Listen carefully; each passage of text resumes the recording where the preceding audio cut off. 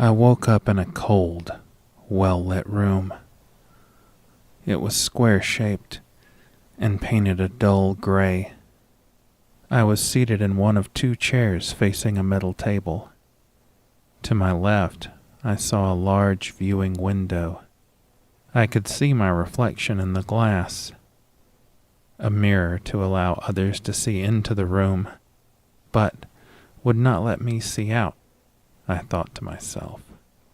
There was a single door in the room, on the wall behind the table, that I could see. And that was the most concerning part. It wasn't plain and ordinary like the rest of the room. It was very, very different. It was black in color, a shimmery, purple-tinted black, covered in symbols I didn't recognize. Reliefs of skulls and hands were carved into the door, but they didn't appear human, more animalistic. The only thing that made any sense to me was the Roman numeral 12, XII. How odd, I thought to myself. I couldn't make out anything else, but that seemed to stand out to me. It was in the very middle of the door, so it was hard to miss. As I continued to study the door, I realized that there was no doorknob or handle anywhere. There weren't even any hinges, or a door frame for that matter. "How does it open?" I whispered to myself. Suddenly, the door quickly swung open. "You're finally awake. It's good to see you survived," said a voice from the other side of the door. The voice sounded off somehow, as if I could hear it from both outside and inside the room. I don't know how to describe it exactly, but I certainly wouldn't call it normal. I looked through the door to try and make out who was talking, but it was pitch black, like the room existed in the absence of any light at all. I slowly made out 3 figures walking into the room, slowly being illuminated by the bright light spilling out into the now open door. As they came in, the man in the middle of the group motioned with his hand, and the door closed behind them. One of the men, at least I think they were men, their eyes didn't seem quite right, and I was having trouble focusing on them myself. One of them had a cart. It looked like a small medical cart with equipment on it. I didn't recognize any of the items, but then again, I'm not a medical professional. "Do you remember how you arrived here?" The man in the middle asked. I turned my attention back to him. He was staring intently at me, with long fingers crossed together in front of him. I shook my head, thinking about his question. I didn't remember how I'd gotten here. I tried to think, but I couldn't even remember who I was. I started breathing heavily. Panic was starting to set in as I realized I knew nothing other than this room. "Relax," the man in the middle said. "This process can be disorienting at first, but soon it will all make sense." "Process? What process?" I demanded. The man in the middle smiled, though it wasn't a smile I thought was possible. The corners of his mouth stretched too far for that. "Why, the process of becoming like us. Like me." I glanced back and forth to the other two people in the room, but they hadn't moved since coming in. "And why would I want to be like you?" I asked, defiantly. I tried to raise my fist and stand up, but I was unable to. I was so groggy and disoriented that I hadn't even noticed I was bound to the chair I sat in.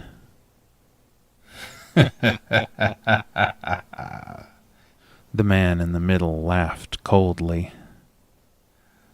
Why, that's easy. So you can see what I see. But it's more than that. You need to see what I see. It's what they want, after all. See what? Who are they? And for that matter, who the hell are you? I asked, nearly screaming in my panic. The man put his arms up in a calming fashion. You'll see soon enough. They are our new masters. And my name is Dr. Sanders. Does that answer all of your questions? If so, I would like to go ahead and begin. Dr. Sanders replied as he motioned for the man with the cart. The man and the cart started coming around the table on my right. "Wait, what are you doing? Stop!" I cried out, but the man didn't stop. Dr. Sanders smiled. Another unrealistic smile. We're checking on Sliflithornisksi. But unfortunately for you, we can't stop. They wouldn't like that.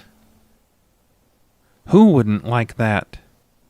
I yelled as the man with the cart, now on my right, took some equipment off of the cart and walked behind me.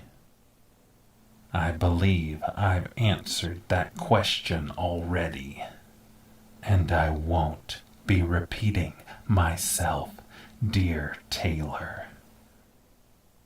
Taylor? Was my name Taylor? It sounded right, but I honestly couldn't be sure. I heard the sound of something being inserted, or taken out, or cut. I felt nothing, so I was unable to tell what he was doing. "What's going on? Why are you doing this to me?" They aren't doing anything to you. As I stated earlier, they are merely checking on Sliflithornisksi to ensure they will survive the joining. Dr. Sanders said, calmly. I heard the instrument being retracted from behind me. I looked to my right to see them put it back on the cart and start moving back to the other side of the table. It looks like your time has come. You and your soon-to-be-joined partner are in good enough health, physically speaking, anyway. Dr. Sanders said as he looked at the other man with the cart. I was trying my best to keep calm. I was full of anger and confusion and fear. I started trying to break out of the chair, but could not budge from the seat. "What is this joining that you keep going on about? And what is behind me?" I asked, not knowing what to even begin to imagine. Oh, the joining is what will make you see what I see. What we see. And while I've told you who is behind you already, perhaps you would like to see before the ceremony. Dr. Sanders was handed something by the other man to his side. All right then, he said as he raised a thin rectangular object in front of me. At first, I didn't see anything, but then a swirling fog appeared on the object,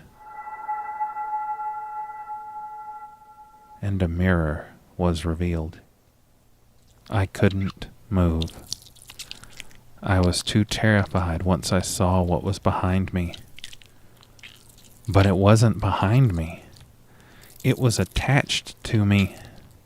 This thing, this giant grubworm-looking thing, was sitting its head on top of mine. As the doctor lifted the mirror, I could see that the worm ran the length of my spine. And suddenly, I could feel its moist heat emanating throughout my body. It had its arms and legs wrapped around me. But not just around me. Inside of me. Its appendages were burrowing deep into my side. I realized as I was looking at this horror, the reason I couldn't move wasn't because I was bound to a chair, but because this thing was bound to me. I looked up again at its head, still sitting atop mine, and I swear it smiled at me. "Let us proceed," said Sanders as he sat the mirror down on the table. Suddenly, and without any will or effort on my part, I stood up and started walking around the table towards the three of them. The strange door opened, and the four of us started walking through. I tried to scream, but I couldn't. I felt the slimy tentacle wrapping itself around my throat. "Don't worry, Taylor. Everything will make sense shortly," Dr. Sanders said as we exited the room. The worm moved my head around so that I could look behind me as the door closed behind us, just as the shimmery purple glow began to fade. The room had been just that, a square gray box sitting in nothingness, a great black void.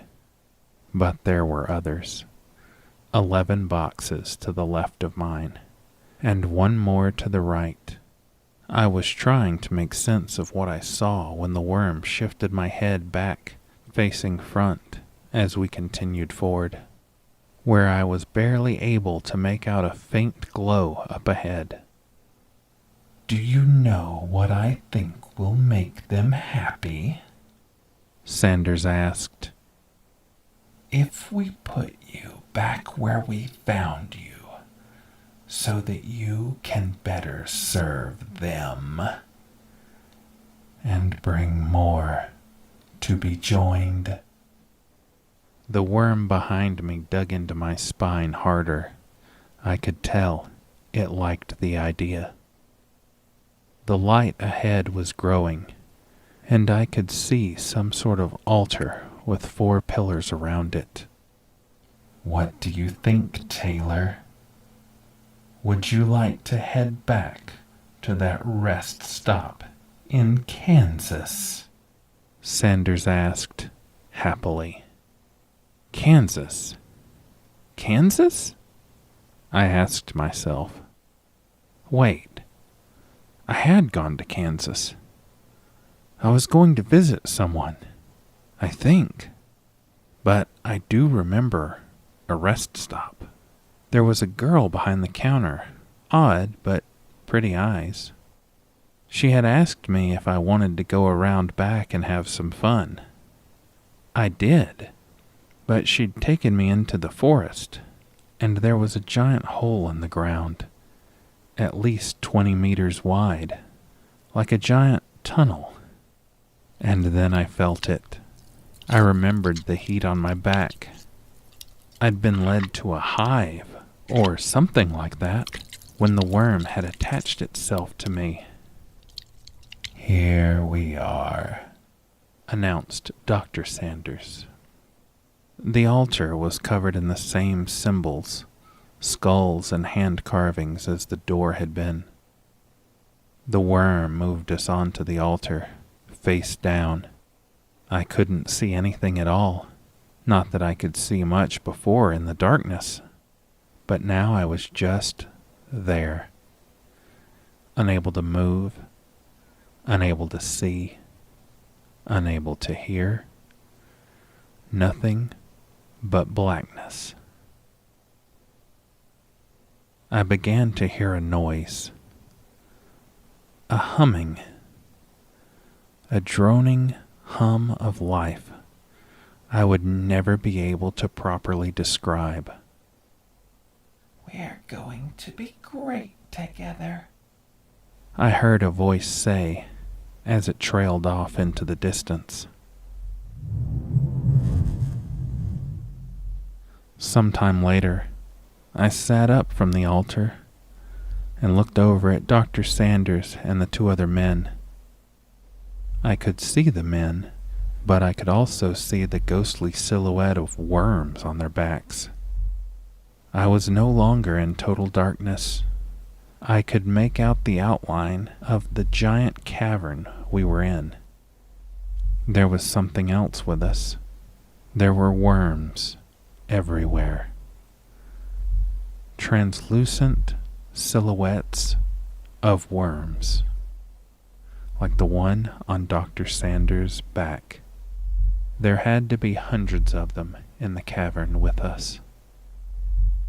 "Now you see it. Now you see what I see.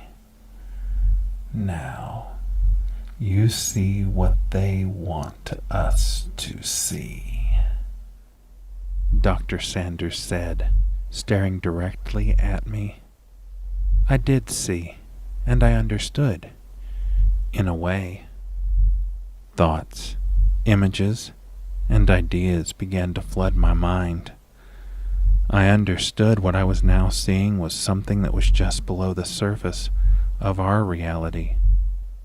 My old reality. No, our old reality. As though the worms were just barely outside of our plane of existence, and they wanted in. And I wanted them in. "Very well.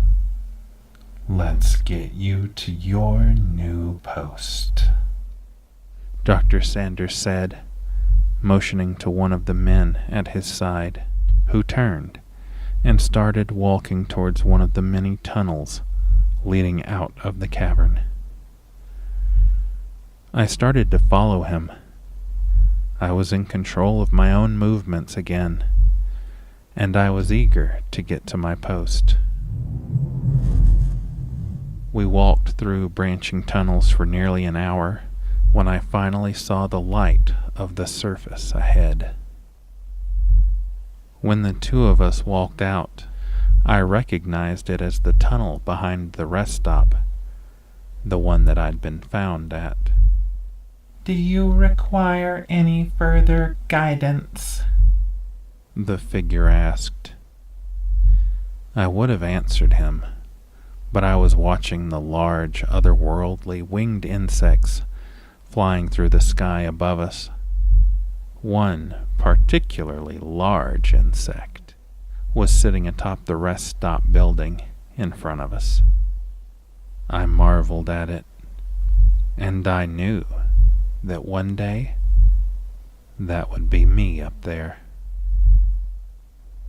"It's time to get to work," came that voice again, but I knew it was coming from inside me this time.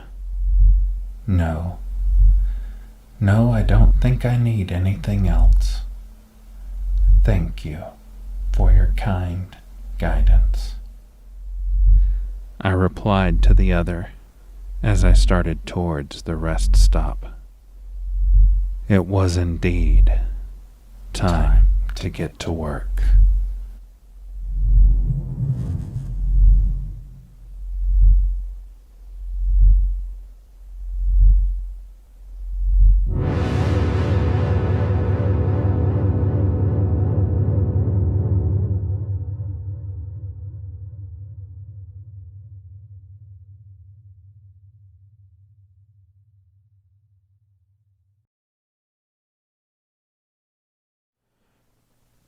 Can you hear the screaming? I can, but I don't think you can. 3 weeks ago, I started getting sick. I went to the hospital looking for answers. I didn't think much of it at the time. I usually get sick around this time of year when the weather starts changing. They sent me home with a prescription for some severe flu meds and a new steroid I hadn't heard of before. Wanting to get better so I could get back to work sooner rather than later, I stopped by the pharmacy on my way home. After handing the prescription to the pharmacist, I took out my phone to start mindlessly scrolling through social media while sitting in the waiting area. My friend Jenny had posted a picture of herself, laying in bed with a box of tissues beside her. I guess she was sick too. A few minutes later, the pharmacist came back to the front counter calling my name. "Davis?" he said, in an alarmed tone, or at least louder than he should have. I headed to the counter. "That's me." He pulled a bottle from the sack of meds and pointed at the small print on the side of it. "Are you aware of the side effects of this steroid?" he asked. "Well, no," I replied. Why on earth would I know? I thought to myself. This is Ibmoz. It's new and it has a tendency to interact poorly with other stimulants, including one of the flu meds that's been prescribed, though it's uncommon. You're not taking anything else, are you?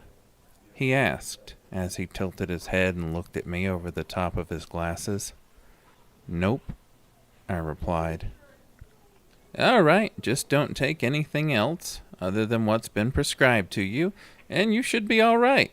You look healthy enough. I always hated that phrase. What does it even mean? Do I look like I can go to work even though I feel like shit? If you ask my boss, then probably. If you start seeing spots, stop taking the steroid and call your doctor immediately, okay? Sure, I said agreeably. I just wanted the meds so I could go home and rest. I left the counter with my 2 bottles of too expensive product. But what could I do? Guess I'll just eat ramen for a few meals. I pulled into my driveway around 6:30. The sun was beginning to take on that odd orange color when there are too many pollutants in the air. I stepped through my door, dropped my keys, and headed to the kitchen to grab a glass of water to take my meds. After filling my glass, I pulled the bottle from the bag and read the directions. Take twice a day with food, the steroid said. I opened up my fridge, but there wasn't much other than condiments, and I wasn't about to go back out. I felt too much like crap. I thought about ordering something on an app, but after checking, I found it was nearly a 90-minute wait to get food. Screw it, I said aloud. I wasn't going to worry about it. What's an upset stomach compared to the aches and pains going on in my head right now? I took 2 of each pill, the dose for a whole day. I figured I was going to sleep until tomorrow morning anyway, so it would be okay. As I laid down in bed, I grabbed my phone to scroll through social media while I fell asleep. But I noticed I had a message from my friend Robert, Jenny's boyfriend. He was asking if I could check in on Jenny while he was at work. He was worried after seeing her last post, considering her new condition. We were all friends, so normally that wouldn't be a problem, but I felt like crap. I'd just seen a picture of Jenny while I was at the pharmacy.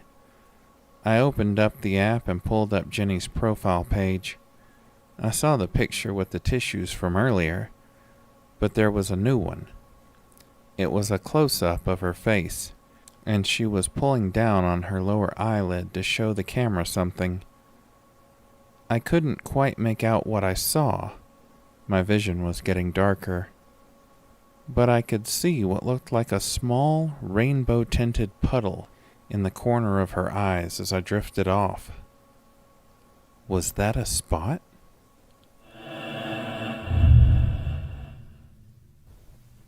I woke up later to a banging on my door. I looked at the clock as I got up.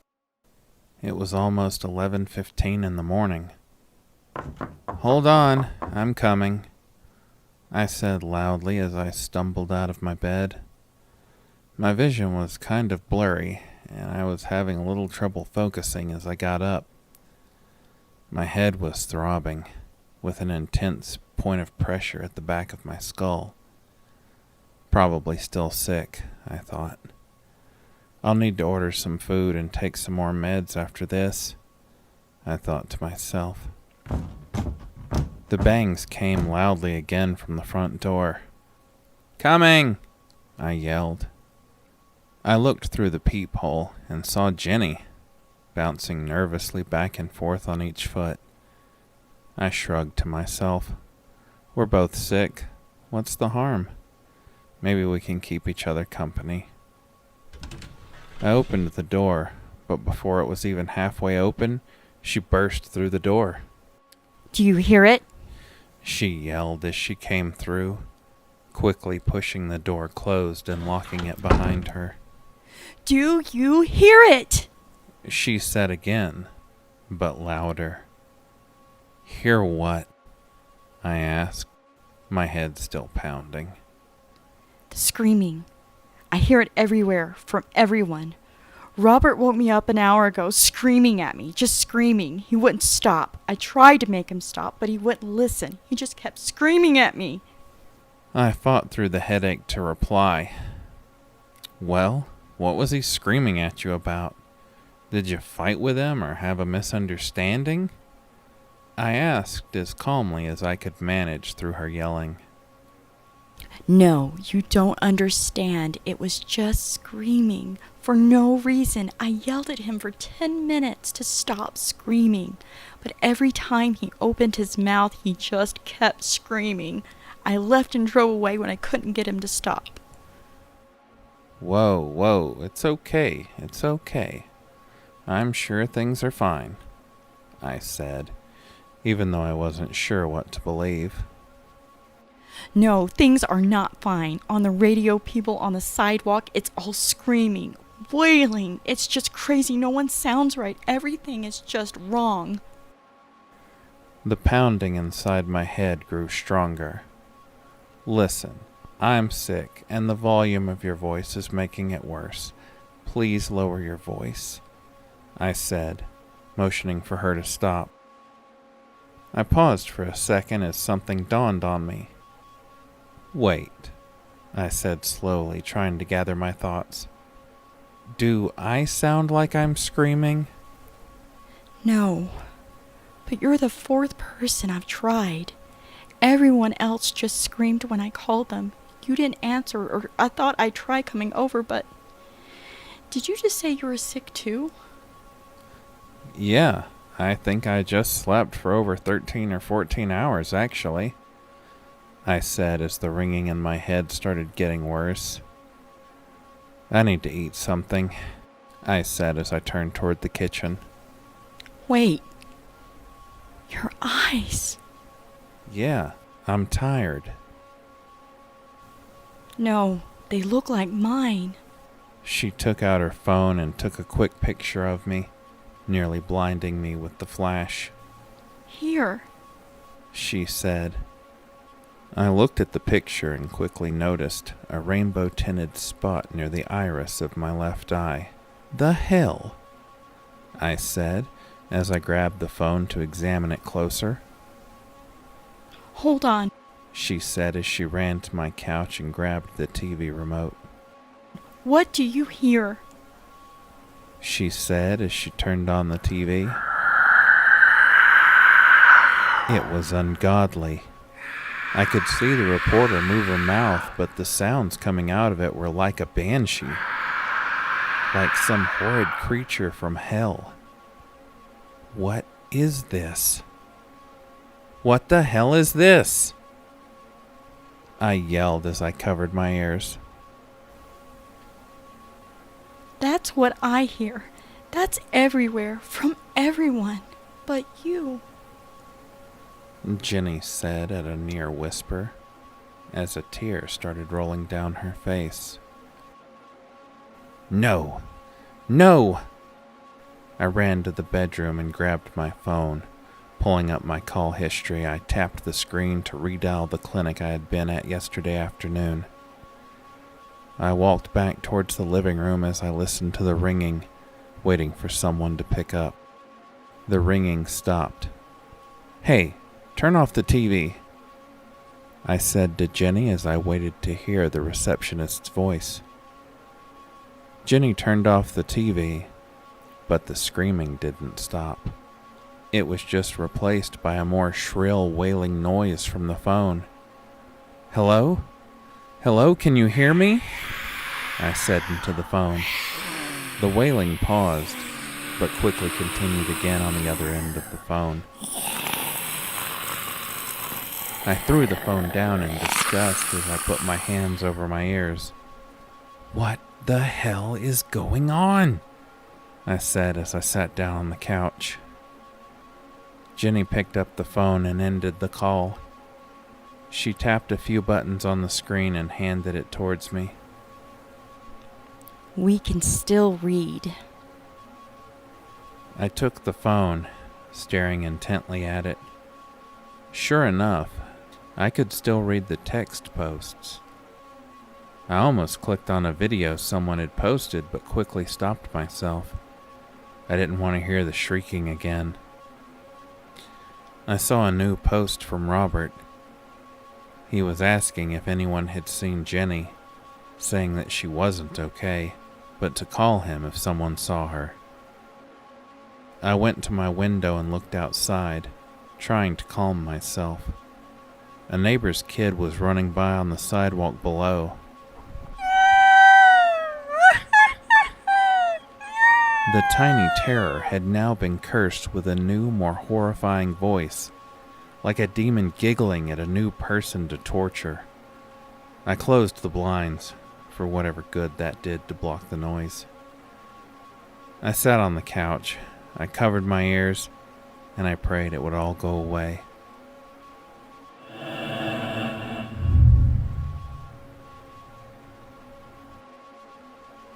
As time went on, Jenny and I found out we weren't alone. Through social media, we'd found others like ourselves.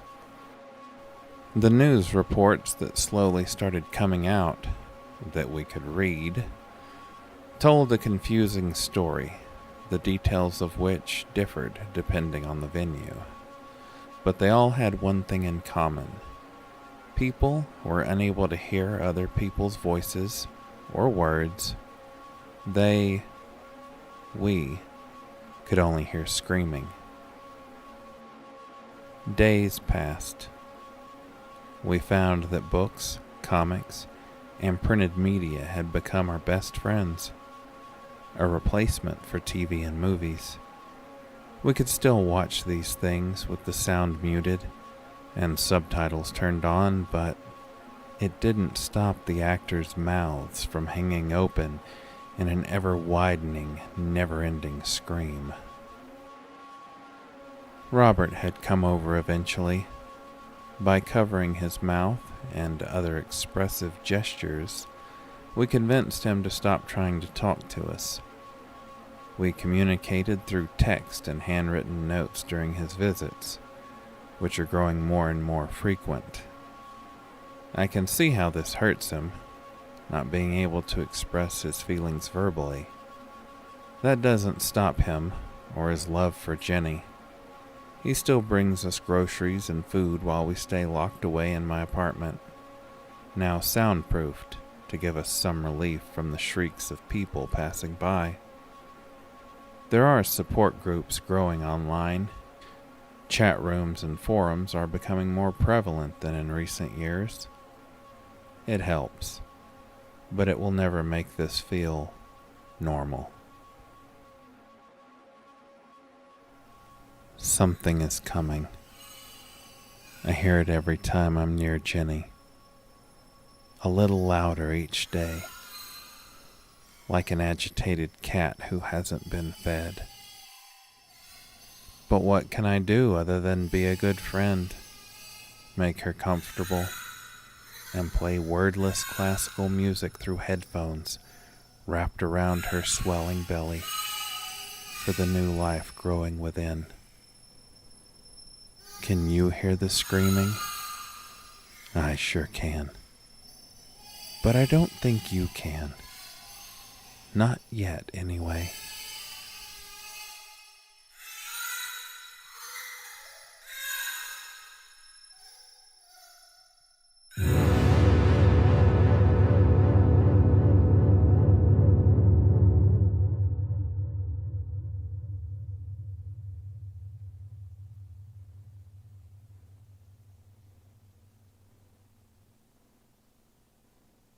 On a Saturday night, my girlfriend Pam and I were hanging out with my dog, Tinkle, watching a movie.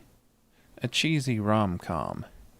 You know the kind, where one of the two tells the other one, "I'd swim across the Atlantic for you." So, needless to say, I wasn't paying that much attention.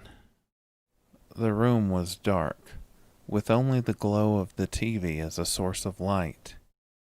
We didn't allow ourselves to have our phones out while watching movies, so as much as I would like to scroll through social media or play that silly gacha game I just downloaded, I couldn't.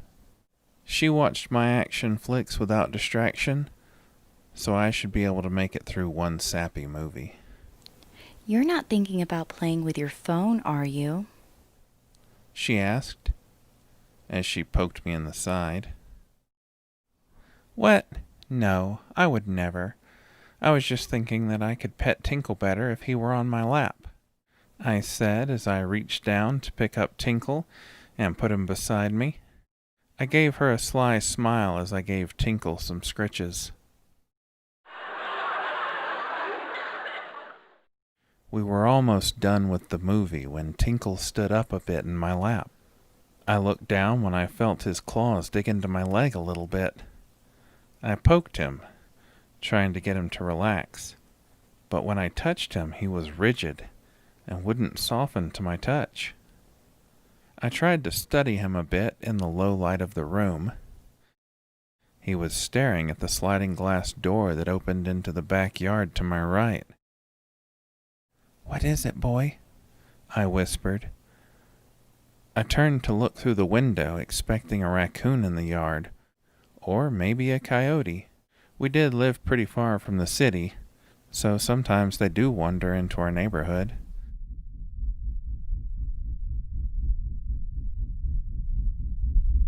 I was wrong. I was very, very wrong. I can only describe what I saw as a tall, thin creature, darker than the starless night sky outside. It had large, protruding, yellow orbs for eyes, and it stood hunched over looking through the sliding door. Its arms had to be every inch of 6 feet, and I couldn't even account for its body. Every muscle inside of me tensed as the sheer terror of the unknown washed over me. I couldn't run. I couldn't hide. I could only see. The horror's wet eyes slowly slid from the TV and met mine. Just as my heart slid into my stomach, the creature's body shifted and disappeared. I'm not really sure how to explain it. Like it slowly moved piece by piece, like sand being blown about during a windstorm. Then it was gone. It felt like an eternity, but it couldn't have all lasted more than a second or two. Pam must have sensed something, or felt the couch move as I tensed. She reached over to me and Tinkle. What's Pam couldn't finish her sentence after she startled Tinkle. Tinkle quickly calmed down.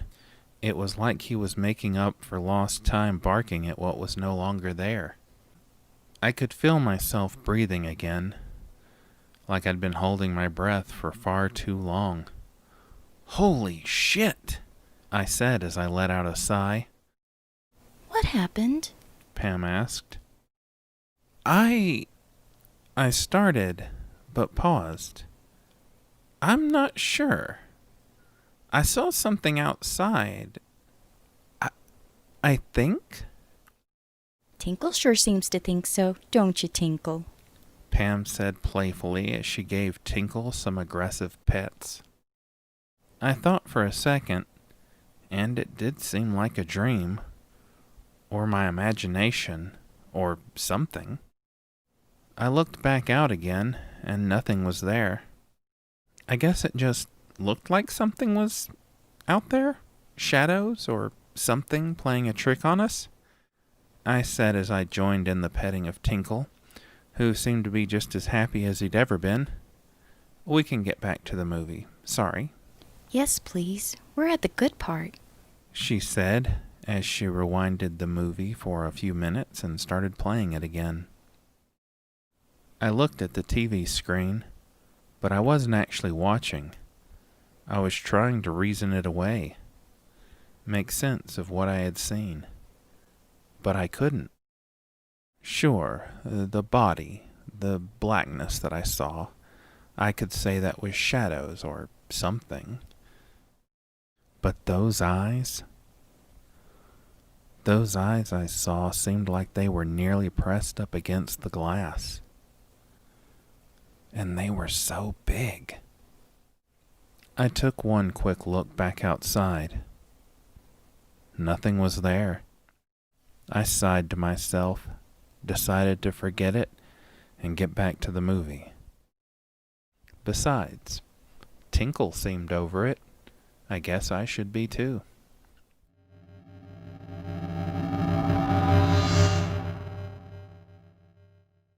On the following Friday, I'd just gotten off work when I received a text from Pam. What movie are we watching tomorrow? I hadn't really thought about it yet, but it was my turn to pick a movie. I was thinking of a horror movie. Those tend to make her sit close to me, and if I don't try to spook her by imitating sounds from the movie, I'm usually rewarded for my good behavior later that night. My mind started to wander into less wholesome thoughts when I remembered. I'd almost forgotten about the eyes staring at me through the glass doors. I shook my head violently at the thought. Action movie it is, I said as I texted her back. It's all about family.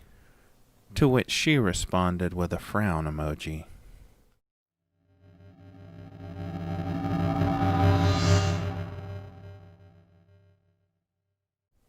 Saturday night arrived, and it was great. My favorite action movie playing on the big screen, with Pam and Tinkle snuggled up next to me on the couch, as I quoted dialogue from memory. Tonight we dine in hell. We were halfway through the movie when I felt Tinkle become tense.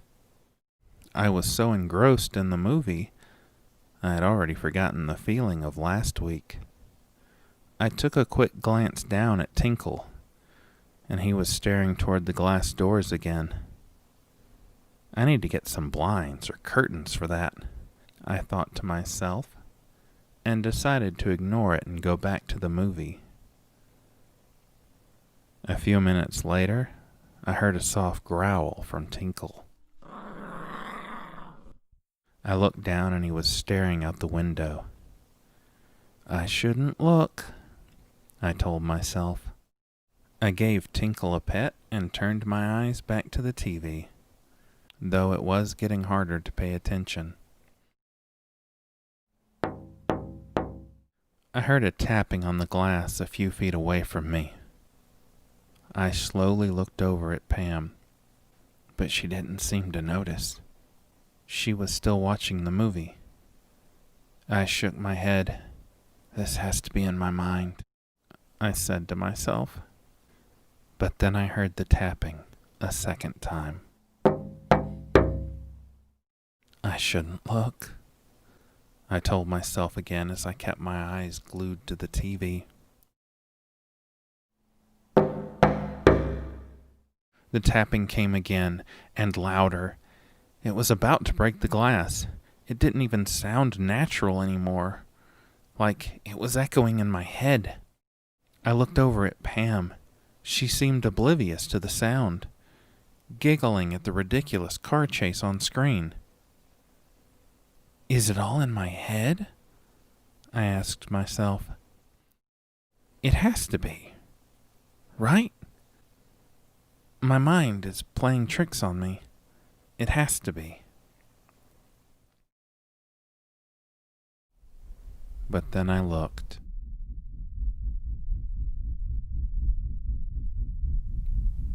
There it was again. It seemed closer this time. I froze again, my muscles seizing up on me. I was stuck in my own head, paralyzed with fear. I tried to widen my vision to include its black body, but my eyes just wouldn't adjust. My gaze was locked into its putrid yellow orbs. I couldn't breathe. My heart was pounding. I thought I was going to die. What is it you like about these movies so much anyway? Pam asked. I snapped back to reality. Pam's question had released me from my trance. I blinked and I saw the creature's body dissipate into bits of black sand, shifting away from the patio. What? What? I turned and asked as the climactic explosion burst across the screen.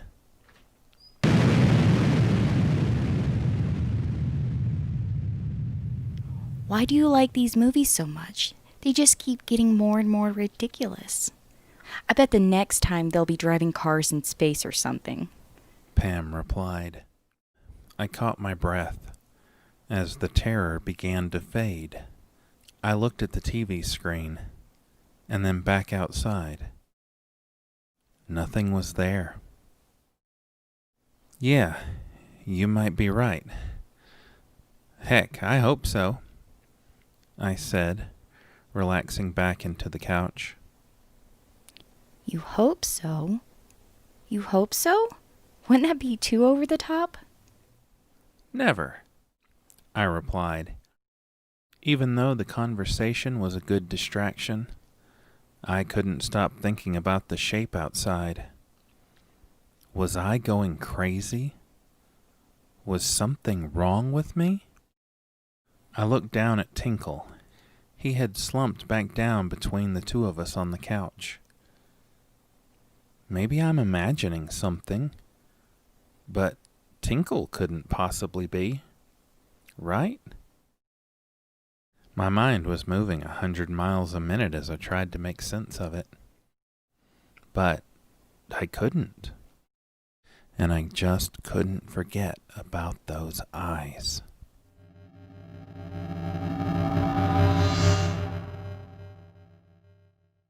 Saturday evening came around again, and Pam was ringing my doorbell. Why, hello, pretty lady, I said as I opened the door.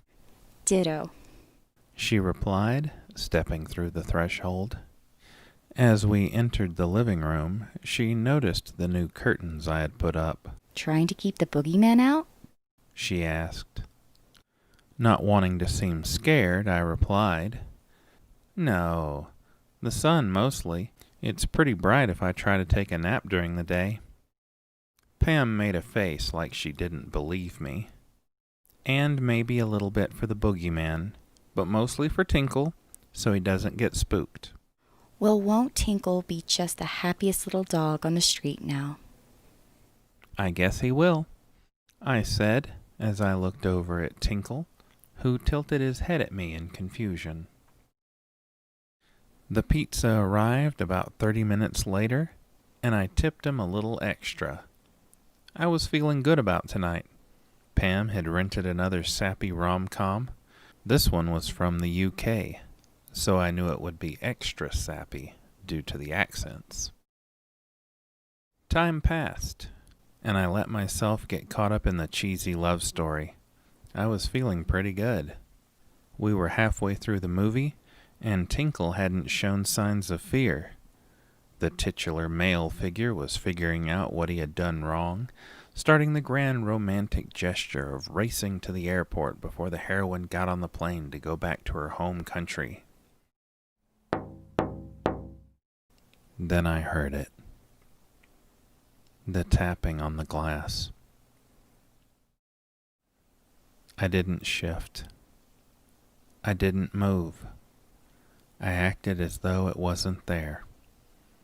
I didn't look at Pam or Tinkle to see if they noticed. I just kept watching the movie. I wasn't going to let fear ruin everything. The tapping came again, louder. This time I heard Tinkle make a short whine. I looked down as I felt him trying to burrow behind me on the couch. I shook my head and kept looking at the screen, determined not to look. The tapping came louder and more rapidly again, and I refused to look away from the TV. The tapping stopped. I let out a sigh of relief. I looked over at Pam, and she was smiling, watching the man on television get down on his knees in the airport. I smiled too, and turned back to the TV. "I love you," said the man on the TV.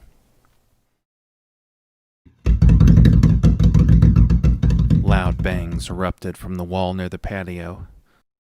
"Ah!" I yelled as I jumped off the couch, panting and wide-eyed as I stared at the closed curtains.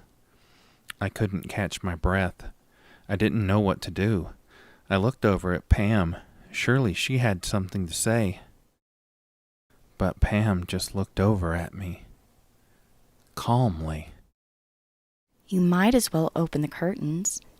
He hates it when he can't watch the movie too. I stopped. My mind couldn't process what she was saying. My heart dipped, and I found it hard to take a deep enough breath to calm myself. "What?" I slowly asked.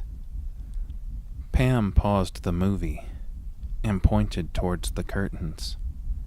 Go on, open the curtains for him. At that moment, I didn't know what else to do other than open the curtains. I walked over, reached for the guide rope, and pulled on it, parting the thick fabric. There they were, the two yellow-stained orbs staring back at me, unmoving. I was frozen again. I didn't know what to think. I didn't know what to say. I was just locked onto that ominous figure. I felt Pam reach her arms around my waist and press her chest into my back. Don't worry about Phil. I'll protect you. She squeezed me in a tight embrace as I turned to face her. My mouth was open in a silent scream. I don't know what I'd do without you. I'd swim across the river Styx for you.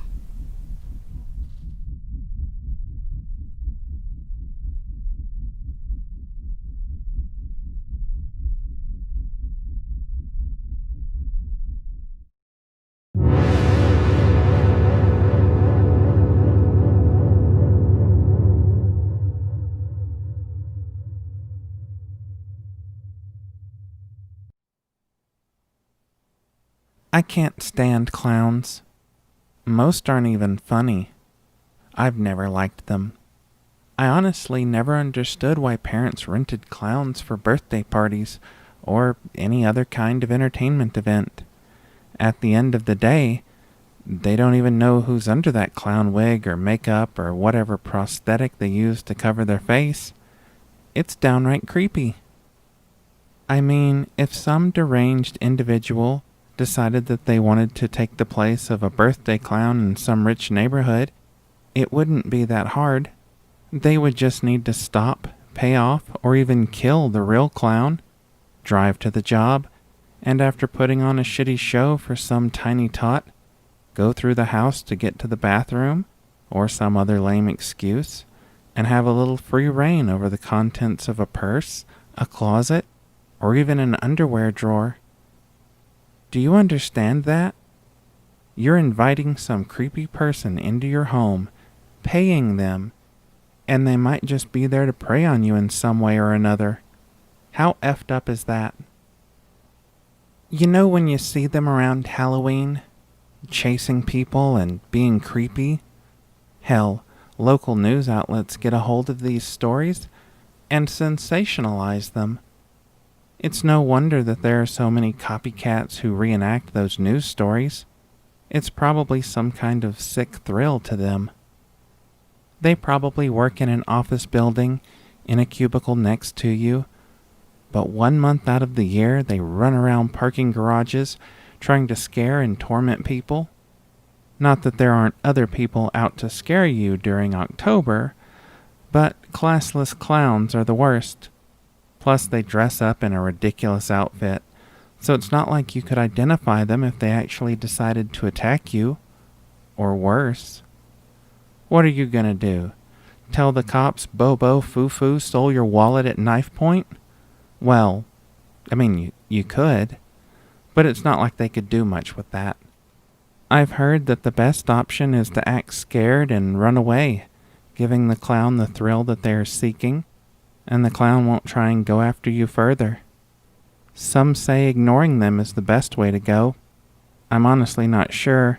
It probably depends on the clown in question and what they are looking to gain out of the experience. That's what it has to be, right? An experience? Same as the people who dress up as villains from horror movies and just stand menacingly on the street corners. What are they doing? What has gone so wrong for them that they would spend hours of their free time doing that? I have no idea. Must be thrilling for them. And still, you have no idea who they are. That's a really messed up way of looking at the world and the people in it, don't you think? Said Rusty the Clown. I was only asking because I like to know if people think I'm doing a good job, not if they think I'm some nut job. I stared at him. Maybe this guy really was just trying to improve his clown craft, if you could call it that. I guess some people find you entertaining, I said reluctantly. Rusty laughed. The girl you were trying to talk to earlier sure seemed to think so, he said, as he honked that ridiculously large nose of his. He was right, though. I had seen Cindy laughing at his jokes after she had rejected me. She's just drunk, I said, trying to disprove his claims. Sure, but who better to get to laugh than someone already on the road to Happy Town? It's an easy mark for a clown, Rusty said as he leaned on the railing and started taking another long drag on his cigarette. I looked at Rusty, disgusted by him and his damn cigarette. He'd come out onto the balcony with me just a few minutes ago to feed his nicotine craving. He said something like, "Don't worry about me, I'm just taking a smoke break. I hear these things are bad for me, but I'll make sure to go to the doctor if I start breathing funny." It was awful. Like most of his act had been that night. He just kept picking easy marks, like Cindy, pawning off his equally awful humor on them. He had asked me what I thought of him, and that's when I let him have it. Maybe I was being too hard on the guy. He did look tired, and maybe he just needed to let off some steam. I walked over to a table. I grabbed a bottle of cheap vodka and poured him and myself a glass. "Here," I said as I walked toward him. He coughed a bit on the smoke, as though I'd caught him by surprise. Why, thank you. I'm not really supposed to drink, but why not? It's been a long night.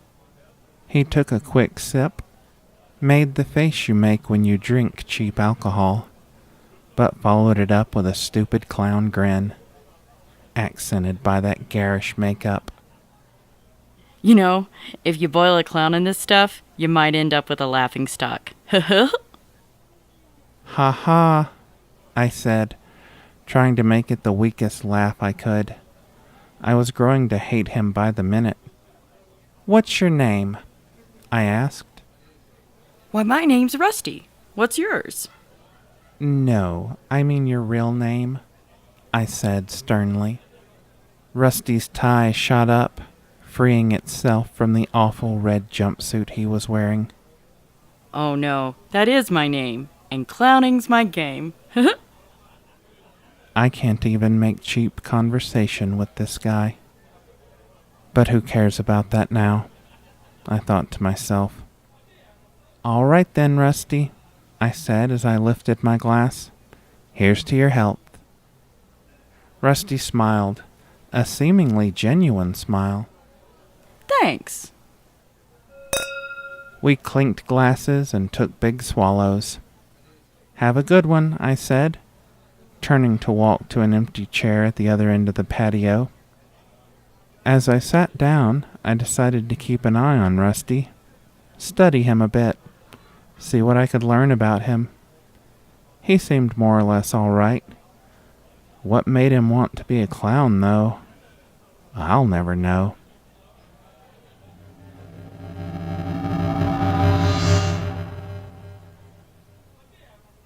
"10 minutes later, I saw Rusty start to slump forward. I rushed over to him, not wanting him to fall over the patio railing. Whoa, I gotcha," I said. He made some mumbling noise as he slumped further. I dragged him over to a corner of the patio, away from the doorway, and leaned him up against the wall. I took a quick look around to make sure we were still alone. "Now be a good clown, and don't try anything funny," I said as I started taking off his wig. A few minutes later, I was dressed in his wig, jumpsuit, and his stupid shoes. "Honk, honk," I said as I took the giant red nose off his face. Didn't get your name. Rusty managed to piece together a sentence, slurred as it was. I put on the nose and pulled out a giant red lipstick from my coat from inside the jumpsuit. "No, you didn't, did you? But Cindy might, once the night is done. After all, you were right about one thing, Rusty." What? Rusty wasn't making much sense, but I decided to answer him anyway. "A drunk girl is an easy mark for a clown," I said with a now generously overdrawn smile on my face.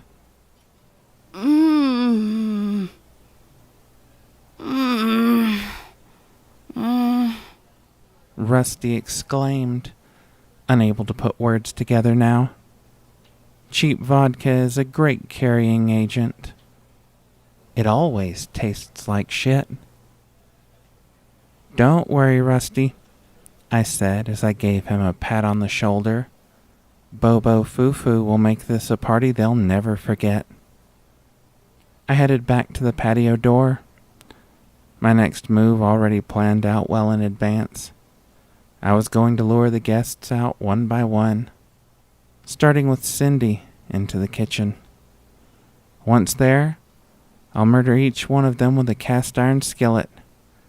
Or perhaps a nonstick skillet if a cast iron one isn't available. It'll be deadpan humor. Now that's funny.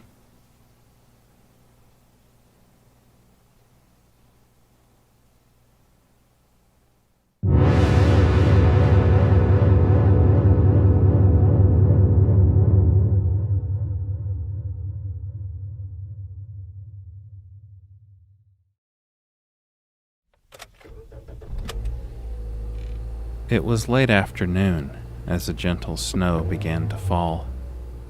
December 23rd, when I had decided to leave and head to my grandmother's house. I wanted to spend Christmas Eve with her and join my parents at their house on Christmas Day. Granny Debbie had been living alone at the old farmhouse for several months since Grandpa Jerry had passed away. I thought it would be nice to bring her a present and spend some time with her, as she couldn't drive herself anywhere these days. I offered to bring her to my parents' home, but she had declined my invitation. She wanted to be at her home for Christmas, and it wasn't big enough to contain all of my brothers and sisters with their spouses and children. I'd always been close to Granny Debbie and Grandpa Jerry. I wanted to at least see how she was doing, especially since she had sounded odd on the phone the last few times I'd spoken with her. The sky darkened as the snow started coming down harder. The wind became more intense, howling as it whipped through the trees. I had checked the weather the day before, and it wasn't supposed to be too severe, so I wasn't very worried. Only a few inches was expected. I was sure my car could make it through the dirt roads to the old family farmhouse. Plus, I couldn't miss out on all the sweets Granny would make. She always made me a stack of bonbons, peanut butter balls, and coconut cake. Not exactly traditional holiday treats, but it's what my Granny loved to make. I was the only one coming, so she'd probably send me on my way with a Tupperware dish full of treats. My mouth was watering just thinking about it. When I pulled onto the property, the snow was falling so fast I could barely see 10 feet in front of my car.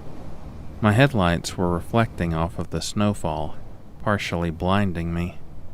I'd driven down this road hundreds of times, luckily, so I was able to make out where I was going. Mostly. I was trying to keep my pace. I didn't want to slow down and lose traction, and not be able to get going again. Eventually, my persistence finally paid off. I could see the lights through the windows of Granny's house off in the distance. Seeing those lights, I felt a wave of relief wash over me. I was going to make it. Out of the corner of my eye, I saw it. A deer running across my path, jumping swiftly as it went.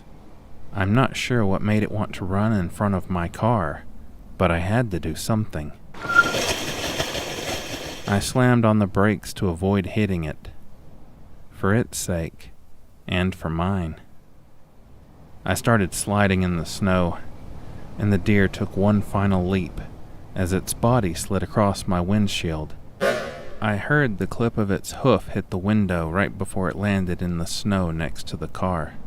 I turned just in time to see it take another leap away from me and off into the forest. I exhaled forcefully, trying to reassure myself that it was okay. The deer seemed fine, even though it had hit my car with its hoof. I took a look at the windshield and could only see a small chip in the glass. Could have been worse, I said to myself as I turned my attention back to the road.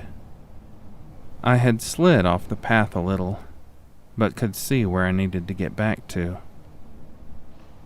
I pressed the accelerator gently at first, but I could hear the tires spin in the snow.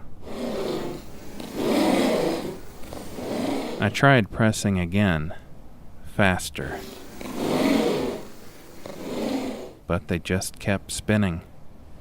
I put the car into reverse to see if I could rock the car out of the snow, but the tires spun uselessly. I was stuck. I looked out again at Granny's house. I couldn't have been more than half a kilometer away from it. I thought I could make out a figure in the window of the house, surrounded by the glow of the lights coming from inside.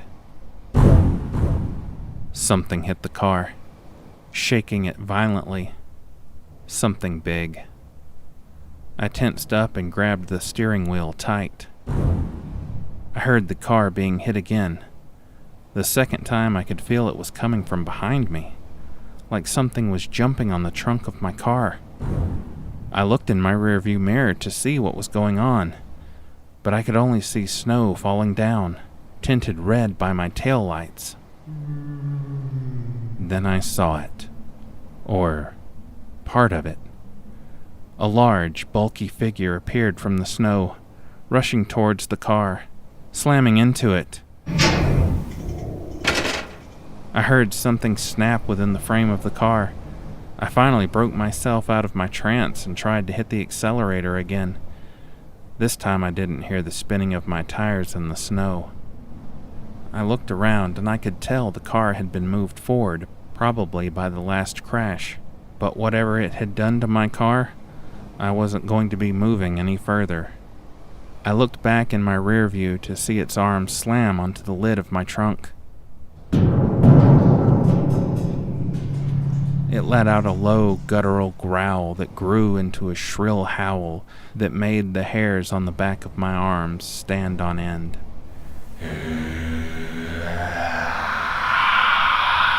It was a terrifying sight to behold. It was a giant beast covered in thick, dark-colored fur, with twisted and gnarled antlers jutting from the sides of its head. I could see it focusing on the reflection of my eyes in the rear-view mirror. Its eyes were a dark red, almost black in color. Through the snow I could feel its intensity. All of a sudden, it slowly started backing away, disappearing into the falling snow. I was alone now. Breathing so hard I barely noticed how hard I was gripping the steering wheel. I started looking around to try and find the thing that had broken my car. What did it want from me? Why did it attack me? My mind was whirling from the shock.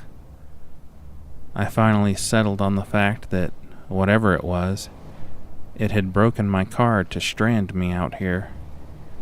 Maybe it had even scared the deer into running across my path. It could wait until I got out of the car to do whatever it was going to do to me. I slid down in the seat, trying to hide myself, for whatever good that would do. I could hear my heartbeat in my chest, my pulse beating faster and faster. I took a long breath in and out, trying to steady myself. What do I do? I asked myself. I looked back to the farmhouse. It wasn't that far away. Maybe I could make it, I thought to myself. I looked around the car again.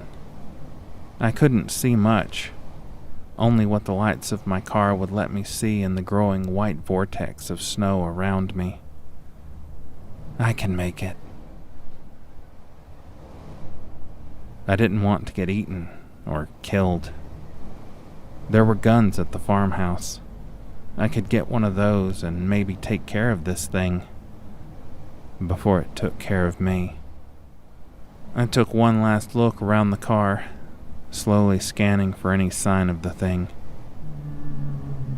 I didn't see it, but it could be hiding just a few meters away. Just don't look behind you, I said to myself as I unfastened my seatbelt. I took a deep breath and threw open the car door. I jumped from the car, nearly slipping in the snow, but managed to twist my body to keep my balance. I turned and started moving as fast as I could through the snow. I didn't stop. I couldn't stop. My muscles burned as I lifted my legs high to get into and out of the snow on the ground. "Don't look," I kept telling myself as I trudged toward the farmhouse as fast as I could. As I crossed the fence surrounding the house, I heard it again. That guttural growl. But this time, it seemed more distant and sad. I reached the porch steps, and I turned to see how close it was to me before I got to the door. It wasn't close to me. It was standing in front of my car, illuminated by the still running lights. It wasn't moving. It was just standing there. Are you going to stand out there and freeze to death, or are you going to come inside, dear? I heard a gentle voice say from behind me. I turned around to see Granny motioning me inside. "Granny, get inside, there's a I was going to point out the thing in front of my car, but when I turned around, it was gone. There's a what? She inquired. I looked around frantically, but quickly decided I'd rather be inside than outside at that moment. I stepped through the doorway and Granny pushed it closed behind me. It's good to see you, Sonny. It's good to see you too, Granny. Where are Grandpa's guns? I asked, still out of breath. Good gracious, what do you need those for? Granny asked.